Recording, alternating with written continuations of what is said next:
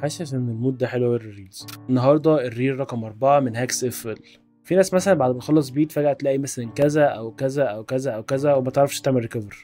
ازاي تعمل نفسك الموضوع ده؟ انا بعمل حاجه حلوه جدا في البيتس بتاعتي، ان انا باكسبورتها كستيمز، وده معناه بكل بساطه ان انت بتروح على فايل وعادي خالص هتعمل اكسبورت، وهنا هتختار سبليت ميكسر تراكس، وده معناه ان كل صوت في الميكسر هيطلعه لوحده. دي اول حاجه. تاني حاجه بقى ان انا بروح على كل باترن معموله وبعمل لها كويك ريندر از اوديو كليب، وده معناه انه بيرندرها كاوديو كليب عشان لو حتى البلاجن نفسه ما عادش معايا بقى الساوند نفسه معايا. تالت حاجه ان اي ساوند ويف عندي انا بعمل له اكسبورت عشان يفضل معايا. معنى مثلا سي ان دلوقتي اف ال اهو، بروح مثلا على الشانل راك على الكيك واحطها هنا،